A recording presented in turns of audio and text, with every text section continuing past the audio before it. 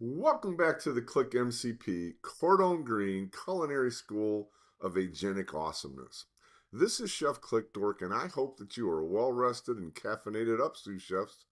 Today we're going to be rethinking the process of asking questions. That's right. I propose that you shouldn't ask that first question that comes to your mind. As always, no microwaves around here, folks. We're going to be putting our whole hearts into this dish. So let me begin by showing you what I mean. Sous chefs, let's begin with a little bit of humor. Chef Qlik Dork is going to fill in the blanks that most users leave out when they ask questions. I need a really quick answer for the boss. That sounds reasonable. Most people start with that. I need our sales total for Q4. What's wrong with that? Let's fill this in. Oh, by the way, and any old data you can use is fine. That's not what they usually put in their question. Oh, data from the back of a cocktail napkin is fine. I mean, they might be thinking that. They don't say that, though. They're just thinking, I need this quick. Oh, that 8-week-old data set that doesn't even include all the numbers yet? Oh, those are fine, too. No, they don't say these things. If data is missing half our regions, that's okay, too. Look, the boss just wants the number really quickly, and we clearly don't even understand that having an answer we can't trust is worse than not having an answer at all. Now, if you learn nothing in class today, folks, the first question you ever ask should be, do I have a trusted data source I can start with? Yes, I added a lot of humor to that question, but without that, there is no context about whether the data should be trustworthy. Asking for a trusted data product is exactly how we're going to begin today for Course 501. Once we've identified a Qlik data product that we know we can trust, then we'll move on in our process. Then and only then will we generate the load script for a brand new application, including the metadata from that trusted Qlik data product. We're then going to go ahead and generate master measures and dimensions for it to utilize as we start preparing our application. We're going to generate a screen, but we're not just throwing stuff on the screen, folks. There's going to be a purpose in mind for why we're building the screen. And we'll begin by asking questions, not as someone who knows the answers, but as someone who is looking for insights. Let's dig in. I could start, and the first thing I want to do is, hey, can you tell me if we even have any data products for cloud costs? Because I need to do some analysis. Because there's no way, if it's not there, I have no idea how to get that kind of data. I'm not a data dork or anything. I'm just a business analyst trying to do this. Well, the fantastic news is that it tells me it does have a data source. One is in the FinOps space and one is in a managed space, because this is the activated version of this one. And so the great news is, you know what? I'm doing cloud spend. This has got multi-cloud coverage from all of our vendors. It is focus compliant. This is standardized billing dimensions and things, which is exactly what our team follows. It's got rich dimensions, it's got financials and everything. That is fantastic. I am so glad to hear about that. And the next thing I want to know is, can I actually trust this data? Because you know how I roll, whether I'm Dalton or the Qlik Dork, I don't take action on data that I don't trust. And so I would obviously, now I've found a data product available. My hands were tied behind my back. I don't know the data. And, now I know if I can trust it or not. Hey, let's find out. Hey, it's got an overall trust score of 99.1%. And here's the breakdown of why. The data is 100% clean, no invalid values, no missing data. The diversity is good. There's a lot of record distribution. It's timely. And the timeliness is, hey, is it being refreshed constantly, or is this sitting there from a cocktail napkin 8 months ago that somebody put in as a test, and I'm going to go off and make decisions based on that? That's crazy, right? These are the trust scores, the quality of whether you should take action or not. And so this is phenomenal information based on everything that I know about data. And so then I might say, hey, that looks great. I'm glad. I do believe I can trust it. Um, that looks pretty promising. Can you tell me everything you can about that data set, right? Because it could have been named cloud spend, but that's not really the data that I might have. So I don't know whether I can trust that or not. So it's going to go off and get this information for me. Perfect. Now it's going to go pull the lineage even. Get out of town. You know I always talk about data lineage. So it's going to go pull the lineage for me. Hey, buckle up. Everything you need to know about it. Here's the important thing. Here's the data set that was in there, right? It's a 99.1% trust score. We already saw all the details about that. How many records, what the time span is. It is a 6-month data set. Hey, that's fantastic. The last updated was January 9th. Okay. Oh yeah, today's the right day, so I guess I'm good, right? What it is gives me information about that, and then tells me about the dimensions and measures in it and everything, right? Here's the value ranges and things. That gives me the information that I need to know to go off and work with. It will support this, it'll support that, it'll support this. So if your use case, Mr. Person who's just querying this data product out of the blue, is you do this, what would you like to do next? Well, hey, I've got a dummy app over here. You can see that I'm at a screen. You know the screen only comes up if I don't have any data. So I'm going to go to the data load editor, and I'm going to ask the MCP to generate the script for me. I wanted to generate a QVS script that's going to allow me to load all of that data. And so I go off and do that, and it's going to go churn away and try to do that for me.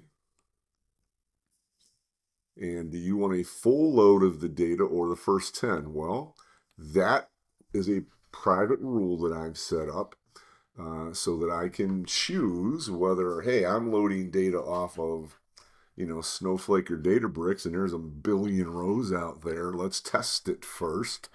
So I'm going to say I'd like all data, no comments, because I'm assuming that there's comments in the QVD file, and no master calendar.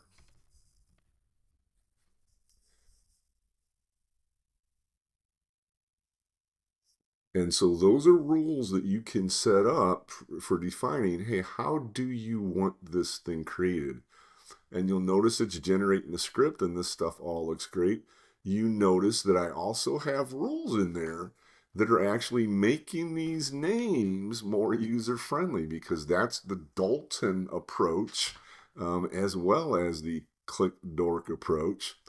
And so what I can do then is I could download that file, and so now I've got this cloud compute load script over here, and all I have to do is come over here, and I'm going to refresh over here.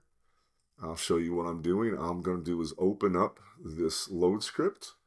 That pops up for me in a notepad. I'm going to simply copy that code right out of here that was generated for me. Again, with these nice user-friendly names, exactly the way I want it. And I'm simply going to paste that in there.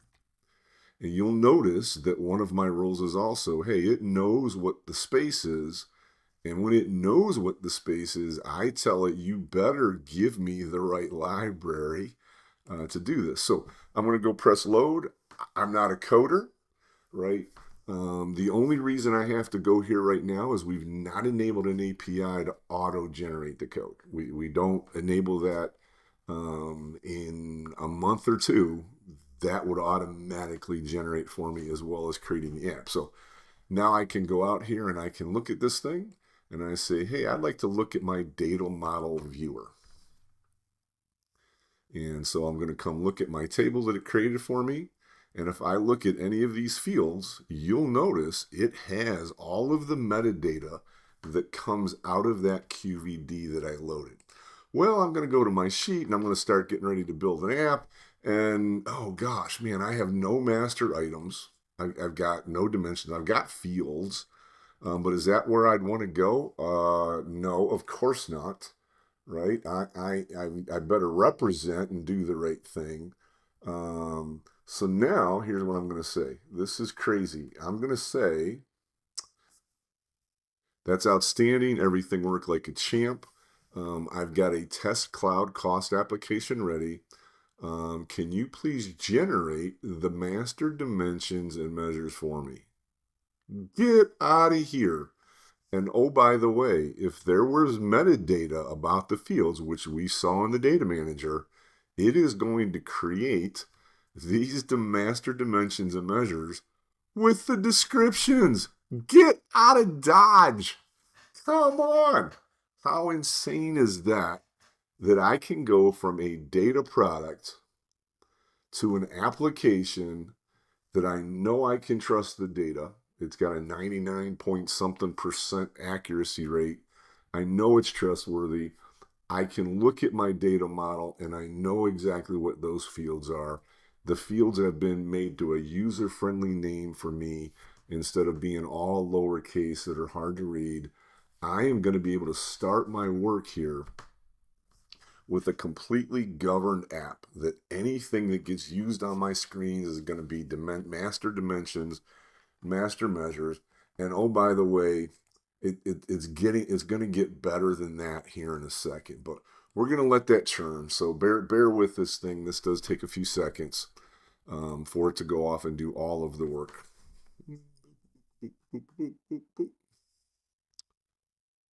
All right, now it's working on the measures. Close this up. So he's cranking these things out, and now if I look at this, you'll start seeing, hey, he's created average budget variance. He created that. I didn't do that. What's the total budget? He's going out and does some, and he explains what that is going to be. You gotta love that. Come on, folks. All right.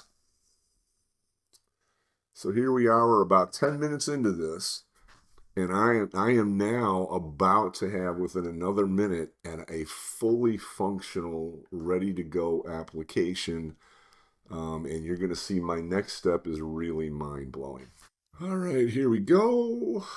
Create a few more measures. I think it creates like 15 or 18 or something like that. Oh, yep, 11, it's done. And now it's going to go give me some descriptions. Now, oh, it's going to create some calculated measures for me, or it does other things that make sense for financial operations, which is one of the beauties of sitting on top of a large language model, is that it knows what things financial operations people would need to do, and it'll go build the formulas for me. Now what it's going to go do is create a documentation that I could share with somebody. I've got my application documented. Stop it. The Qlik Dork's got documentation. That's fantastic. Well, here's the even cooler part. Well, while this generates this, hey, it talks about these fields, why they mean. It explains what this focus common model is for financial operations. All great stuff. I'm going to go ahead and stop that because we don't actually need that documentation. What I want to do here is say, I need to figure out why we're having so many cost overruns on our budget. Can you generate a sheet called track overage and present the objects you think I need to refer to? So I'm going to go here and show you sheets. This sheet right here is the only one, my new sheet. But when I press this, you're going to see it's going to create a brand new sheet for me. And this is going to be mind-blowing. So I'm going to slide my little window off here. Let me start doing this. Here's my sheet. And it's going to start adding some info to the screen for me. So I'm going to shrink that window up a little bit and make this one bigger so you can see it's got my filters that it thinks I would probably want to use. And it's going to go through and generate KPIs for me. Right? If you're looking at overage, you're probably going to want to be focused on budget variance. Right? So that I know my total budget variance is this. I've got an average of 7.6% on projects. I can see projects by the project. I can see the overrun, the budget variances by date. I can see it by the business unit, right? I can see it by platform because it doesn't know and I don't know, right? How would I know where the problem is when the boss just emails me and says, yeah, something's not right here, right? And it comes down and shows me all this, which is, to me, this is just incredible. As I blow this up, you'll see that America's smart load planning is way, way over budget. So our costs were this, our budget was only this. That is really, really bad, right? Now, I could go in if I'm an expert in this, and I could do some analysis, or I can just ask our MCP, hey, I see that America's smart load planning is way over budget. What can you tell me about the project? Right? And it's going to go look at my application, select that value for America's smart, start creating other objects to give me the details about that that might help me understand why we're over budget on that, right? No hands. I'm not a data analyst. I'm not a data engineer. I'm not a data architect. I don't even know where the data was coming from, but I do know that it's already been there. I know it's trusted. I know who the data steward is for it. And so now I can trust that I'm doing things. Okay, now let me look at this. Let me try to get you the full picture of what's going on here. And blah, blah, blah, blah, blah. Let me do a deep dive analysis of there. Hey, this is a hot mess. Right? You are in deep trouble. Who's the project owner? What business unit is this? Gives me a great information here of where I'm really in trouble. These months were on fire. I was blowing money left and right. Let me give it to you as a breakdown. I can see this. I can see the storage cost. I can see where we're spending different amounts of money. I'm just Dalton Ruhr. I'm not the Qlik Dork. I got no idea what any of that means. So I might ask, is there a more cost-efficient option if they don't need real-time streaming? And is there a more cost-effective approach if they do need to do real-time streaming? Because I'm not going to pick up the phone and start screaming at Chris Ortega for going over on his America's Smart Load Planning budget if, there's no real better options, right? So this is crazy. It goes off and starts interacting with the application that it built from my data product and is going to churn down through there, and it's going to start comparing, hey, what are the different approaches when it comes to architecture? I don't know what all those approaches are to architecture. I couldn't tell you what a batch approach is and a real-time approach and a hybrid approach and a anything else approach, right? It figures those things out because it's sitting on top of the collective wisdom of the world. My data is great. My data is trusted. But what I don't have in the app is a financial operations guru who understands all of the real costing effects, right? And so it's trying to create some information here, and it's going to go down through in here and keep churning, and it is going to end up giving me some options for how I can improve. And we're now sitting at 17 minutes. 17 minutes, right? Like, write this down in terms of how mind-blowing this is. If someone were to say, I need you to do planning, we're doing cost overruns, and I need you to figure out a solution, you tell me how often you think that could be done in 17 minutes. Because I don't think it would be done in 17 minutes by anybody, right? And we literally started with nothing out there other than a data product that somebody had put the data in. And I'm able to get that data from the data product, no app, have an application up and running with user-friendly field names, with master dimensions, with measures, all the metadata in it, I'm able to start doing analysis either typically in the old school way with a dashboard or with this new approach where I'm asking questions of my data. So now I'm going to go ahead and keep scrolling this one over a little bit larger so we can see this in a larger scale, right? Hey, here's a whole bunch of information. If they don't need real-time streaming, this Databricks approach would be better. If you shifted some of your workloads to this, that cost would be less for what you're doing, yada, yada, yada. But if they did need the open lakehouse approach or the real-time approach, Qlik's open lakehouse is even better because you're going to get 80% lower ingestion cost, 5 times faster queries. It's based on Apache Iceberg. That is an industry standard. That means that data is going to be available to anybody, whether it's data science or data and analytics or whatever it is they need to do, right? And we could probably save just $240K on just those spikes alone. The months we're doing a lot, we could save $240,000 just in that month. Stop it, right? And I've got this table now that I could dump if I want to, or I could say put this into a PowerPoint chart, and I'm now sitting at 19 minutes and 30 seconds, and I look like the smartest man in the world. And we can actually act on it because we started with a trusted data product.